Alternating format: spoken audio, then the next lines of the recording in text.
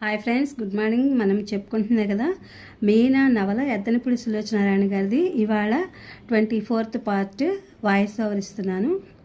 ఆ రోజు నేను భోజనం చేయలేదు. 12 గంటలకు కొద్దిగా బ్రెడ్ తిని పాలు తాగాను. కృష్ణ ఆ పగలంతా ఇంటికి రానే లేదు. రాత్రి అయింది. అందరూ గబగబా భోజనాలు ముగించుకుని నాటకానికి వెళ్ళే ప్రయత్నంలో హడావిడిగా ఉన్నారు.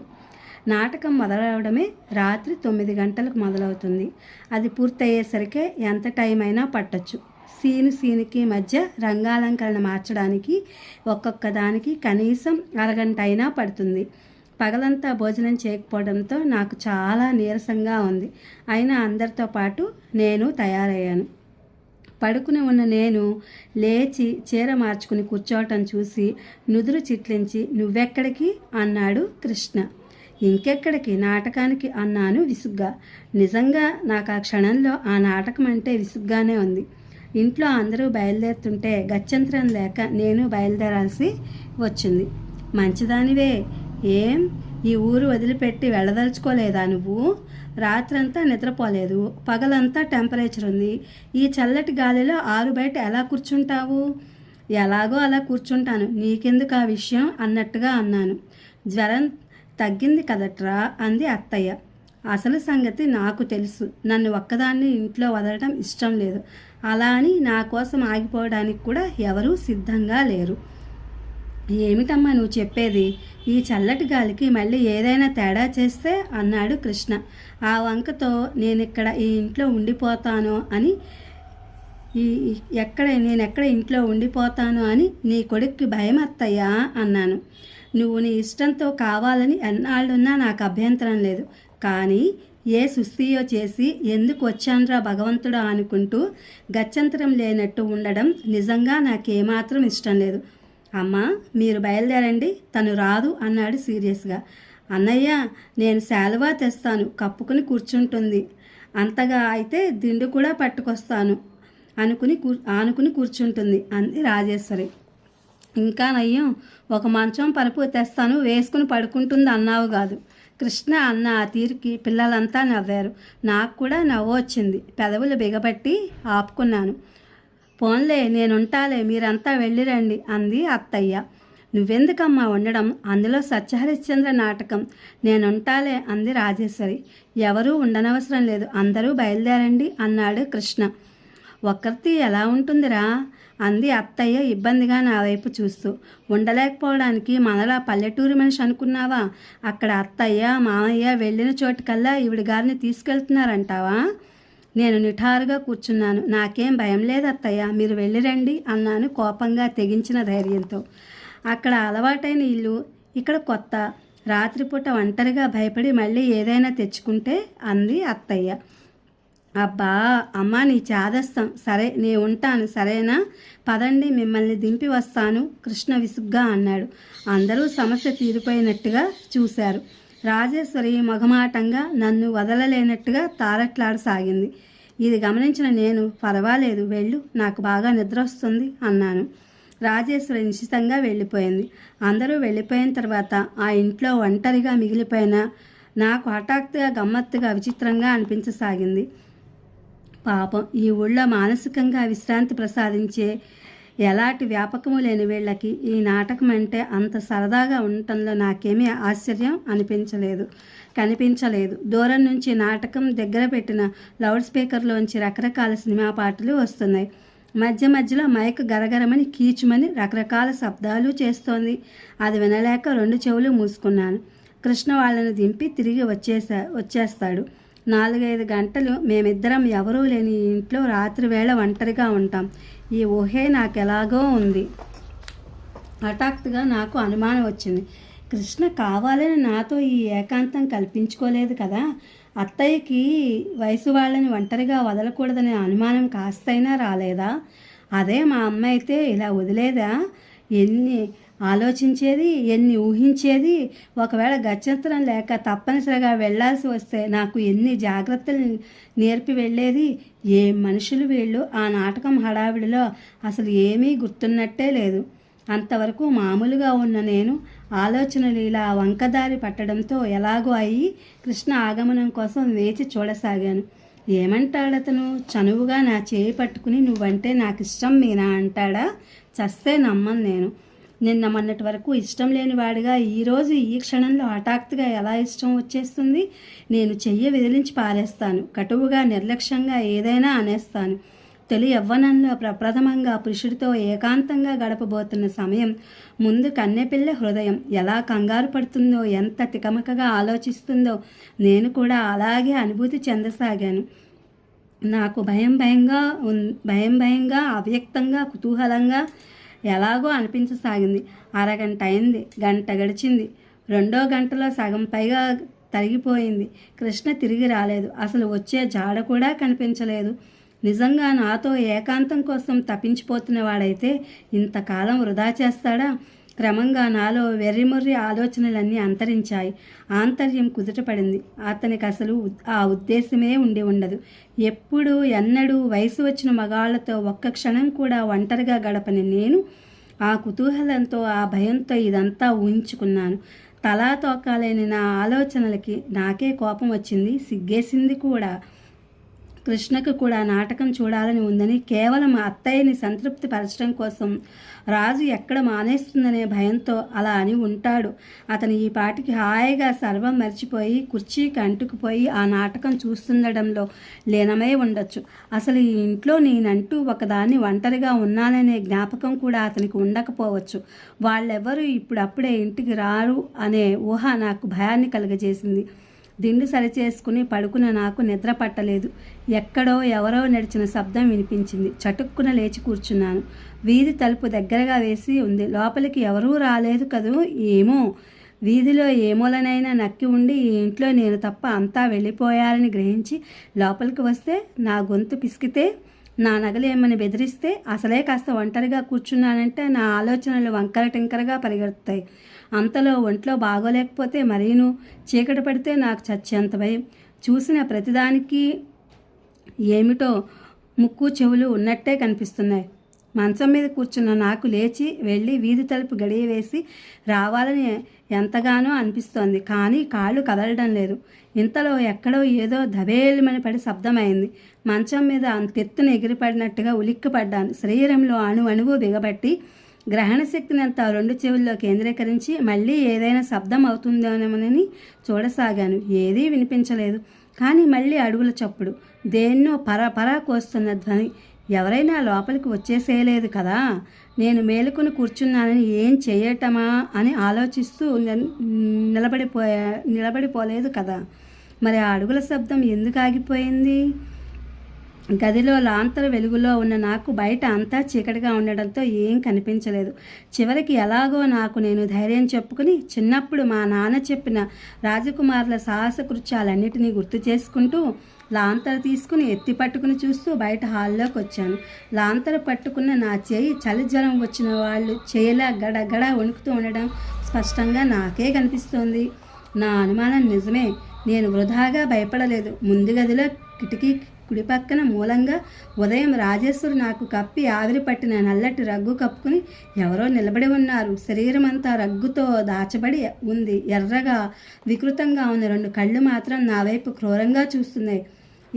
ఎవరది? వణుకుతున్న కంఠంతో పిలవబోయాను. కానీ నా నోట్లో నుంచి మాట సరిగా రాలేదు. నేను కదిలితే నా మీదకి ఉరకాలన్నంత జాగ్రత్తగా ఆ కళ్ళు నిర్దాక్షిణ్యంగా నా వైపు రెప్పవాల్చకుండా చూస్తున్నాయి. నాకు నోట మాట రాలేదు. చెమటలు పోస్తున్నాయి. నేను ఇక్కడ అరిచినా చచ్చి గీపెట్టినా నన్ను ఆదుకునే నాథుడు లేడు. ఊరంతా నాటకం దగ్గరే ఉందన్న సత్యం నన్ను చిగురు టాకులా కంపించిపోయేలా చేసింది. నేను స్పృహ తప్పి పడిపోతానేమో అనుకున్నాను. ఉన్నట్టుండి తలుపులు తెరుచుకున్నాయి. అప్రయత్నంగా తల తిప్పి అటువైపు చూశాను. లోపలికి వచ్చిన కృష్ణ హఠాత్తుగా ఆగిపోయాడు. నేనక్కడ అలా నిలబడి ఉండటం అతనికి విచిత్రంగా కనిపించి ఉండవచ్చు. మీనా అన్నాడు అర్థం కానట్టు చూస్తూ. నేనేమన్నాడో నాకే తెలియదు. నా చేతిలో లాంతరు క్రింద ఎలా పడిందో కూడా నాకు గుర్తులేదు. 2 అంగల్లో వచ్చి అతన్ని ఖర్చుకుపోయాను. ఏమిటిది? ఏమైంది? కంగారుగా ఆదుర్దాగా అడుగుతున్నాడు అతను. దొంగ ఆ మూల అన్నాను. క్రింద పడ్డ లాంతరు గప్ మని ఎగిరి ఆరిపోయింది. చెమ్మ చీకటిలో అతన్ని హత్తుకునిపోయి నిలబడిన నాకు అతని స్పర్శ కాస్త ప్రాణం వచ్చినట్టు అయింది. ఎక్కడ ఎవరు ఉండు, నన్ను చూడని. అతను నన్ను విడిపించుకోవడానికి ప్రయత్నిస్తూ అన్నాడు. వద్దు, వెళ్ళిపోని, ఒంటరివాడివి. అతని చేతిలో కత్తిలాంటిది ఏదైనా ఉందేమో అతన్ని కదలనివ్వకుండా చేస్తూ అన్నాను అప్రయత్నంగాను ప్రత్యక్షంగాను. క్షణంసేపు అతని చేతులు నన్ను బలంగా గుండెలకి హత్తుకున్నాయి. అది భ్రమో లేక యథార్థమో తెలియనంత వేగంగా జరిగిపోయింది. అతను ఆ వెంటనే నా చేతులను విడదీస్తూ, నీ మొహం, ఈ ఇంట్లోకి అంత ధైర్యంగా రావడానికి ఎవరికీ గుండెలు లేవు. ఉండు, లాంతర ఆరిపోయింది, వెలిగించని నన్ను అన్నాడు. నాకు భయంగా ఉంది. అతని చేయి గట్టిగా పట్టుకుంటూ అన్నాను. నేను ఉండగానే అతని స్వరం ఎలాగో అయింది. నేను అతని చేతిని వదలలేదు. అతను కూడా ఈసారి వదిలించుకోవాలని చూడలేదు. జేబులోంచి అగ్గిపెట్టె తీసి పుల్ల వెలిగించి లాంతర దగ్గరికి వెళ్ళి లాంతర వెలిగించి ఒత్తి సరిచేశాడు. ఏది, ఎక్కడ, ఇప్పుడు చూపించు అన్నాడు. అదిగో ఆ మూల, రహస్యంగా చెప్పి చేత్తో చూపించాను. లాంతర పట్టుకుని అతని చేయి కొద్దిగా కంపించడం నేను గమనించకపోలేదు. కృష్ణ నేను చూపించిన వైపు వెళ్ళి రగ్గు చూపిస్తూ ఇక్కడ అన్నాడు. అవునన్నట్టు తల ఊపాను. ఈసారి ఆ కళ్ళు లేవు, మనిషి మాత్రం ఒదిగి నిలబడి స్పష్టంగా కనిపిస్తూనే ఉన్నాడు. కృష్ణ దాని దగ్గరకు వెళ్ళి ఉన్నట్టుండి బిగ్గరగా నవ్వాడు. ఇదా, ఈ రగ్గ, భలే దానివి, ఇదేమిటో చూడు. చేత్తో రగ్గులాగి దాన్ని క్రిందకి తోశాడు. చిరిగి దూది బయటకు వస్తున్న పరుపు చుట్టి నిలువుగా ఎత్తి నిలబెట్టబడి ఉంది. దాని మీద పాత బట్టల మూట ఒకటి పెట్టారు. నవ్వుతూనే చెప్పాడు, ఇది ఇన్నాళ్ళు పాకలో ఉండేది. మొన్న వానకి తడిసిపోతుందని అమ్మ కేకలేస్తే వీరాయి తెచ్చి ఈ మూల పెట్టాడు. అసహ్యంగా ఉందని రాజు ఆ నల్లరగ్గు కప్పింది. భలే దానివి, హడలుగొట్టావు నన్ను. నేను కళ్ళు పెద్దవి చేసి ఆ పరుపు వైపు చూశాను. అయితే ఇంత క్రితం నాకు కనిపించిన కళ్ళు మాట ఏమిటి? ఇంతలో మేవ మేవని వినిపించింది. ఇద్దరం అటు తిరిగి చూసాం. కుర్చీ క్రింద నుంచి నల్లపిల్లి ఇటువైపే చూస్తూ అరుస్తోంది. అవి దాని కళ్ళే. దీన్ని చూసి కూడా భయపడ్డావా? ఇంకా నవ్వుతూనే అన్నాడు కృష్ణ. నాకు కోపం వచ్చింది, అభిమానం వేసింది, సిగ్గు కలిగింది. ఇప్పుడు నన్ను వెక్కిరిస్తున్నావు. ఇప్పుడు ఇంత క్రితం లాంతర పట్టుకున్నప్పుడు నీ చేయి కంపించడం నేను చూడలేదనుకోకు అన్నాను. అది భయపడి కాదు, మరి ఇంకేమిటి? నవ్వుతున్న కృష్ణ ముఖం హఠాత్తుగా గంభీరమైంది. నీ వచ్చాగా ఇక భయం లేదు. వెళ్ళి పడుకో. పద, లాంతర తీసుకొస్తా అన్నాడు. ఇద్దరం గదిలోకి వచ్చాము. నేను మంచం మీద కూర్చున్నాను. కృష్ణ లాంతరు వేదిక మీద పెట్టాడు. మళ్ళీ అడుగుల శబ్దం వినిపించింది. నేను కూర్చున్న దాన్ని లేచి నిలబడుతూ అదిగో పాదాల చప్పుడు. కృష్ణ క్షణంసేపు తదేకంగా విన్నాడు. అవో గేదె విప్పుకుంది. కృష్ణ చటుక్కున లాంతరు తీసుకుని వెళ్ళిపోయాడు. చీకట్లో ఒంటరిగా నిలబడి నాకు ఈసారి భయం అనిపించలేదు. కృష్ణ ఏమనుకుంటాడు, ఏమిటిలా చేశాను నేను? నాకు గుర్తొస్తే ఎలాగో ఉంది. అతనికి ఏమీ అనిపించడం లేదా? చీచి, జన్మలో ప్రాణం పోయే ప్రమాదం వచ్చినా ఇంకెన్నడూ భయపడను. 10 నిమిషాల్లో కృష్ణ తిరిగి వచ్చాడు. అతని ముఖం చాలా సీరియస్గా ఉంది. క్షణం క్రితం నాకు భయం చూసి విరగబడి నవ్విన మనిషి ఈ మనిషేనా అనిపించింది నాకు. గదిలోకి తిరిగి వచ్చిన అతను నా వైపు చూడలేదు. లాంతర టేబుల్ మీద పెట్టి పేపర్ ఒకటి తీసుకుని పడక కుర్చీలో కూర్చుని చూడసాగాడు. నేను అతని వైపే చూడసాగాను. ఆ క్షణంలో ఆ లాంతర వెలుగులో అతని ముఖం ఎందుకో నాకు ఈ ప్రపంచంలో ఇంకేదీ సాటి రానంత ఆకర్షణీయంగా కనిపించింది. కొద్దిసేపైన తర్వాత పేపరు పేజీలు తిప్పుతూ మడత పెడుతున్న అతను నా వైపు తిరిగి చూశాడు. నేను అతని వైపు నుంచి చూపులు తిప్పుకునే అవకాశమైనా దొరకలేదు. నిద్ర రావటం లేదా అన్నాడు. రావటం లేదన్నట్టు తల ఊపాను. అతడు పేపరులో చూడాల్సింది ఏమీ లేనట్టుగా విసురుగా టేబుల్ మీద పడేసి లేచి వచ్చి కిటికీ దగ్గరగా నిలబడి జేబులు తడుముకుని సిగరెట్ తీసి వెలిగించుకున్నాడు. నువ్వు సిగరెట్ కాలుస్తావా అన్నాను నమ్మలేనంత ఆశ్చర్యంగా చూస్తూ. అప్పుడప్పుడు ఏం లేదు, నేను ఇంతవరకు ఎప్పుడూ చూడలేదు. చాలా తక్కువ కాలుస్తాను. ఏ అలవాటైనా మనం దానికి బానిస కాకుండా మనం దాన్ని అదుపులో ఉంచగలిగితే పర్వాలేదు అనే సూత్రాన్ని నమ్ముతాను.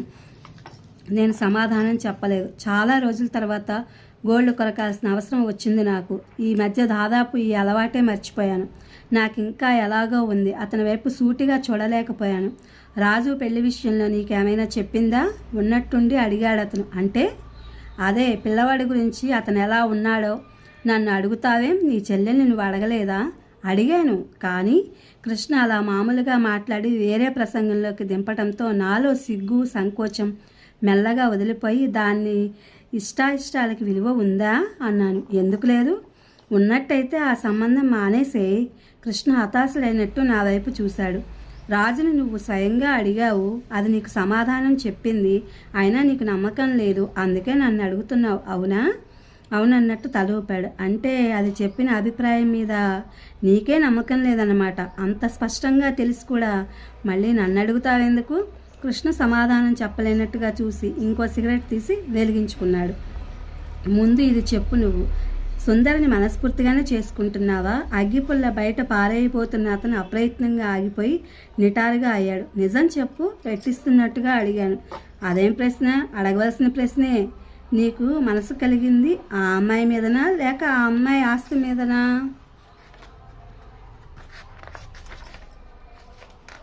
ఇది ఫ్రెండ్స్ ఇవాళ.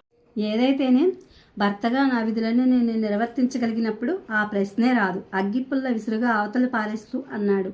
భర్తగా విధులంటే భార్యకు కావలసినవన్నీ ఇవ్వడం, కావలసినవన్నీ అంటే? కృష్ణ నా వంక నిదానంగా చూసి కోపం వస్తున్న వాడిలా ముఖం తిప్పుకున్నాడు. ఆ కావలసినవన్నీ ఇవ్వటంలో మనసు అనేది ప్రధానం అని, అది ప్రప్రథమంగా లెక్కలోకి వస్తుందని నీకు తెలుసా? కృష్ణ చర్రమన్నట్టు ఇటువైపు తిరిగాడు. తెలుసు, అంతేకాదు 199 మంది ఆడవాళ్ళు భర్త అంటే పిల్లలు, నగలు, పేరు, ప్రతిష్ట, డబ్బు ఇచ్చేవాడు అని మాత్రమే అనుకునే ఈడియట్స్ అని కూడా నాకు తెలుసు. 100కో కోటికో ఏ చాదస్తులకో ఏ మూర్ఖులకో తప్ప ఈ రోజుల్లో ఈ మనస్సు దానితో ఎవరికీ పని లేదని కూడా నాకు తెలుసు. నేను అడిగేది రాజేశ్వరి విషయం, నా విషయం కాదు.